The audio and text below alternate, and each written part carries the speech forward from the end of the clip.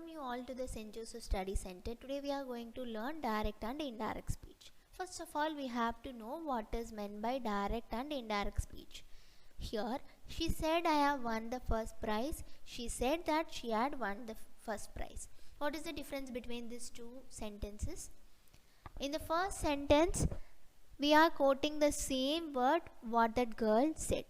But in the second sentence, we are reporting what the speaker said without quoting the exact words. Okay. இப்போ indirect speech na என்னது? அவங்க சொன்ன வார்த்தையை நம்ம எப்படி சொல்ல போகிறோம் அப்படின்றது தான் இன்டைரக்ட் ஸ்பீச். ஆனால் டைரக்ட் ஸ்பீச் பொறுத்த வரைக்கும் அவங்க என்ன சொன்னாங்களோ எக்ஸாக்டாக அந்த வார்த்தையை யூஸ் பண்ணி சொல்கிறது தான் டைரக்ட் ஸ்பீச்.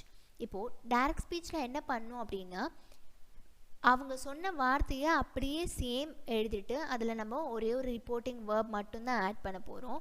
ஆனால் இன்டைரக்ட் ஸ்பீச்சில் அவங்க என்ன சொன்னாங்க அப்படின்றத நம்ம என்ன பண்ணணும்னா நம்மளோட வேர்ட்ஸில் நம்ம எப்படி சொல்லுவோமோ அந்த மாதிரி சொல்ல போகிறோம். டைரக்ட் ஸ்பீச் பொறுத்த வரைக்கும் அதில் இருக்கிற அவங்க சொன்ன கோட்டிங் வேர்ட்ஸை இன்வெர்டட் கமாஸில் எழுதணும். இன்டைரக்ட் ஸ்பீச்சோட இன்னொரு பேர் தான் ரிப்போர்ட்டட் ஸ்பீச். அதில் நம்ம என்ன பண்ணுவோன்னா அவங்க சொன்னதை அப்படியே நம்ம எப்படி சொல்ல போகிறோமோ அந்த மாதிரி சொல்லிட்டு ஆனால் கண்டிப்பாக அதில் மீனிங் மாறவே கூடாது. இதுதான் வந்து டைரக்ட் ஸ்பீச் அண்ட் இன்டைரக்ட் ஸ்பீச்சோட டிஃப்ரென்ஸ். ஃபர்ஸ்ட் டைரக்ட் ஸ்பீச் நான் என்ன சொன்னேன், அதில் ஒரு ரிப்போர்ட்டிங் வேர்ப் இருக்கும், அதே மாதிரி அவங்க சொன்ன அந்த கோட்டிங் வேர்ட்ஸ் இருக்கும். இந்த இடத்துல செட் அப்படின்றது reporting verb, I have one the first prize அப்படின்றது டைரக்ட் ஸ்பீச். அதாவது அவங்க என்ன சொன்னாங்களோ அப்படியே சொல்லியிருக்கோம். She said I have one the first prize. அவள் சொன்னால் நான் வந்து ஃபர்ஸ்ட் ப்ரைஸ் வின் பண்ணிட்டேன் அப்படின்னு. ஸோ அவங்க சொன்னதை அப்படியே நம்ம கோட் பண்ணி எழுதியிருக்கோம். நெக்ஸ்ட் இதில் 3 டைப்ஸ் இருக்குது. அதில் ஃபர்ஸ்ட் டைப் தான் reporting statement. We make the following changes when reporting the statement. Statement நம்ம வந்து எழுதும்போது மட்டும் 3 நம்ம ஞாபகம் வச்சுக்கணும். ஃபஸ்ட்டு நம்ம பண்ண வேண்டியது என்ன, ப்ரொனவுன்ஸ் மாற்றணும். ரிப்போர்ட்டிங் வேர்புக்கு அப்புறம் நம்ம தட் யூஸ் பண்ணணும். ரிப்போர்ட்டிங் வேர்ப் நான் என்ன சொன்னேன், செட் ரிப்போர்ட்டிங் வேர்புன்னு நம்ம ஃபஸ்ட்டு டைரக்ட் ஸ்பீச்சில் பார்த்தோம். ஸோ ரிப்போர்ட்டிங் வேர்புக்கு அப்புறம் என்ன பண்ணணும், ஃபாலோட் பை தட் எழுதணும். அடுத்து change the tense, time and place. இன்னும் என்னென்ன மாற்றணும், டென்ஸ் மாற்றணும், டைம் மாற்றணும், பிளேஸ் மாற்றணும். இப்போது Kausalya said we watched a film yesterday. Kausalya said that, reporting verb said, அது பக்கத்தில் தட் போடணும்னு சொன்னேன். ப்ரொனவுன்ஸ் மாற்றணும், வி வந்தால் தே. இந்த ரூல்ஸ் எல்லாமே நம்ம இந்த டைரக்ட் ஸ்பீச் இன்டைரக்ட் ஸ்பீச் படிக்கிறதுக்கு முன்னாடியே ரூல்ஸ் எல்லாமே கண்டிப்பாக தெரிஞ்சு வச்சுருக்கணும். That they watched a film the day before. இந்த இடத்துல வீக்கு பதிலாக நம்ம தே ப்ரொனவுன் மாற்றிருக்கோம். They watched a film the day before. இப்போது எப்படி நம்ம டென்ஸ் பார்க்கணும் அப்படின்னா இந்த இடத்துல இதுக்கு முன்னாடி இங்கே என்ன டென்ஸ் இருக்கோ அதை வச்சு தான் நம்ம இங்கே கோட்டிங் வேர்ட்ஸில் வர டென்ஸை மாற்ற முடியும். கரஸ்பாண்டிங் டென்சஸில் எழுதணும். இப்போ ஆக்சுவலாக இங்கே வந்து ப்ரெசென்ட் டென்ஸில் வந்துச்சுன்னா இங்கே பாஸ்ட் டென்ஸ் எழுதணும், இங்கே பாஸ்ட் டென்ஸ் வந்துச்சுன்னா ப்ரெசென்ட் டென்ஸ். ஸோ அந்த மாதிரி கரஸ்பாண்டிங் டென்சஸில் தான் நம்ம யூஸ் பண்ண முடியும். வாட்ச் த ஃபிலிம் எஸ்டர்டேவை நம்ம என்னவா மாற்றிருக்கோம், த டே பிஃபோர் அப்படின்னு மாற்றிருக்கோம்.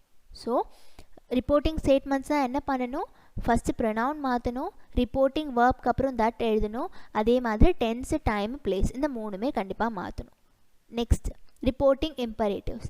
இம்பரேட்டிவ்ஸ்னாலே என்னது, நம்ம கொடுக்கக்கூடிய சஜஷனாக இருக்கட்டும், இல்லை ஆர்டராக இருக்கட்டும், இல்லை ரெக்வஸ்ட்டாக இருக்கட்டும், அது சொல்கிறது தான் நம்ம இம்பரேட்டிவ் சென்டென்சஸ் ஆல்ரெடி படிச்சிருப்போம். ஸோ அதே சேம் தான் ரிப்போர்ட்டிங் இம்பரேட்டிவ்ஸ். அப்போது நம்ம என்ன எழுத போகிறோம், request or order or suggest plus someone to infinitive. இன்ஃபினிட்டிவ்னா என்னது, வேர்பு கூட டூ போட்டு எழுதுறது தான் infinitive. So Karthik said to Ram please ஸ்விட்ச் ஆன் த ஃபேன். கார்த்திக் என்ன சொல்கிறான், கார்த்தி ராம் கிட்ட சொல்கிறான் ஃபேன் ஆன் பண்ண சொல்லி. ஸோ இந்த இடத்துல கார்த்தி ரெக்வஸ்டட் செட் டூ எடுத்துகிட்டு நம்ம என்ன பண்ண போகிறோம், ரெக்வஸ்டட். இந்த இடத்துல அந்த சென்டென்ஸ் ஆர்டர் பண்ணுற மாதிரி இருக்கா, சஜஸ்ட் பண்ணுற மாதிரி இருக்கா, ரெக்வஸ்ட் பண்ணுற மாதிரி இருக்கான்னு நமக்கு தெரியணும். ஸோ அந்த மாதிரி இருக்கும்போது இந்த இடத்துல நம்ம எது ஆப்டாக போட முடியும்னு பார்த்துட்டு தான் போடணும். கார்த்தி இந்த இடத்துல ரெக்வஸ்ட் பண்ணி கேட்குறான். ஸோ ப்ளீஸ் அப்படின்றதுனால ரெக்வஸ்டிங் எழுதணும். கார்த்தி ரெக்வஸ்டட் ராம் டு ஸ்விட்ச் ஆன் த ஃபேன். ஸோ நம்ம என்னென்ன மாற்றிருக்கோம், இந்த இடத்துல செட் டூ எடுத்துகிட்டு ரெக்வஸ்டட் போட்டிருக்கோம், ப்ளீஸ் அப்படின்றத எடுத்துகிட்டு ஸ்விட்ச் அப்படின்றது வேர்பு. ஸோ டூ இன்ஃபினிட்டிவ் எழுதணும்னு சொன்னேன், டூ ஸ்விட்ச் ஆன் த ஃபேன். சம்ஒன் இருக்க இடத்துல தான் நம்ம ராம் எழுதியிருக்கோம். கார்த்தி ரெக்வஸ்டட் ராம் டு ஸ்விட்ச் on the fan. Now the third one, reporting questions. when reporting questions we use a pattern. எப்படி யூஸ் பண்ணோம், asked or wanted to know plus question word plus pronoun plus verb. For example she said to me where did you go. அவள் என்கிட்ட கேட்டா எங்கே போகிற அப்படின்னு. அப்போது இந்த இடத்துல எப்படி எழுதணும்? she asked me. இங்கே நான் சொன்னல wanted to know இல்லை asked. எது வந்து ஆப்டாக இருக்கும் நம்மளுக்கு சென்டென்ஸ் படிக்கும் போதே தெரியும். she asked me where I went. இந்த இடத்துல நம்ம என்னென்ன மாற்றிருக்கோம்? கொஷின் வேர்ட் நெக்ஸ்ட் ஆட் பண்ணோன்னு சொன்னேன். ஸோ கொஷின் வேர்ட் ப்ரொனவுன் இங்கே என்ன இருக்குது? யூ வந்து ஐயாக மாறி இருக்குது. ஸோ ஐ, கோ வந்து நான் சொன்னேன் இல்லையா இங்கே இருக்க வேர்புக்கு கரஸ்பாண்டிங் டென்ஸில் எழுதணும்னு. அப்போது ஆஸ்க்டு எழுதும்போது நம்ம இங்கே வெண்ட் தான் எழுத முடியும். So where I went.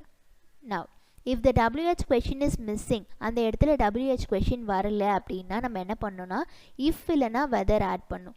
இப்போ இந்த இடத்துல பாருங்கள், Praveena asked have you watered the plants. இந்த இடத்துல கொஷினிங் வேர்டே இல்லை, ஆனால் இது வந்து ரிப்போர்ட்டிங் கொஷின்ஸ் தான். அப்போ நம்ம இந்த இடத்துல என்ன பண்ண போகிறோம்? Praveena asked if or whether. இந்த இடத்துல இஃப் போட்டாலும் தப்பு கிடையாது, வெதர் போட்டாலும் தப்பு கிடையாது. I had watered the plants. Have என்னவா மாறி இருக்கு? இந்த இடத்துல ஆஸ்க்டு இருக்கிறதுனால இந்த இடத்துல had. Whether I had watered the plants. Next என்னென்ன வேர்ட்ஸ் எல்லாம் நம்ம யூஸ்வலாக வேர்ப்ஸாக இந்த இடத்துல யூஸ் பண்ணுவோம் அப்படின்னா accept, advise, apologise, ask, assure, blame, complaint, compliment, congratulate, explain, greet, hope, invite, offer, order, persuade, promise, remind, regret, say, suggest, tell, thank, answer, warn, encourage, regret, sympathize, refuse, instruct. இந்த மாதிரி verbs எல்லாம் நம்ம ரொம்ப காமனாக use பண்ணுறதா இருக்கும் இந்த ஸ்பீச்சை பொறுத்த வரைக்கும். நெக்ஸ்ட் நான் டென்சஸ் எப்படி மாற்றணும்னு சொன்னேன் இல்லையா, அது இப்போது டைரக்ட் ஸ்பீச்சில் ப்ரெசன்ட் சிம்பிள் இருந்துச்சுன்னா இன்டைரக்ட் ஸ்பீச்சில் நம்ம பாஸ்ட் சிம்பிளாக மாற்றணும். ப்ரெசன்ட் கண்டினியூஸ் இருந்துச்சுன்னா பாஸ்ட் கண்டினியூஸ் மாற்றணும். பாஸ்ட் சிம்பிளாக இருந்தால் அதே மாதிரி ஃபஸ்ட்டு பாஸ்ட் பர்ஃபெக்டாக எழுதணும். ப்ரெசன்ட் பர்ஃபெக்டாக இருந்ததுன்னா பாஸ்ட் பர்ஃபெக்டாக எழுதணும். வில் ஃப்யூச்சர் வரும்போது வுட் ப்ளஸ் பேர் ப்ளஸ் இன்ஃபினிட்டிவ். இதெல்லாமே ரேர் கேசஸ் தான். இந்த மாதிரி நம்ம ரேராக யூஸ் பண்ணுவோம். கேன் வரும்போது குட் யூஸ் பண்ணுவோம். இப்போ இதுக்கு முன்னாடி பார்த்த சென்டென்ஸில் கூட ஹேவ் இருந்தப்போ நம்ம ஹேட் மாற்றணும் இல்லையா. ஸோ டென்சஸ் பொறுத்த வரைக்கும் கரஸ்பாண்டிங் டென்சஸில் யூஸ் பண்ணும். இம்பரேட்டிவாக இருந்துச்சுன்னா டு இன்ஃபினிட்டிவாக மாற்றணும். நெக்ஸ்ட் ப்ரொனவுன்ஸ் எப்படி மாறும்? ஐ வந்துச்சுன்னா ஹீ ஷீயாக எழுதணும். வி வந்துச்சுன்னா ரிப்போர்ட்டட் ஸ்பீச்சில் தே. யூ வந்துச்சுன்னா he she they. My, his, our, her. Our, their. Your, his, her, their. Next me வந்துச்சுன்னா ஆப்ஜெக்ட் பொறுத்த வரைக்கும் ஹிம் இல்லைனா ஹர் எழுதுவோம். ஹஸ் வந்ததுன்னா them. You, him, her, them. Mine, his, hers எழுதுவோம். ஹவர்ஸ் வரும்போது தேயர்ஸ். யுவர்ஸ் வரும்போது ஹிஸ், ஹர்ஸ், தேயர்ஸ். இந்த இடத்துல இது வந்து சப்ஜெக்டில் மாறும்போது இப்படி எழுதணும், ஆப்ஜெக்டில் மாறும்போது இந்த வேர்ட்ஸ் யூஸ் பண்ணணும். நவ் ஹியர் வந்தால் தேர் மாற்றுவோம். This, that, these, those. Now, then, thus, so.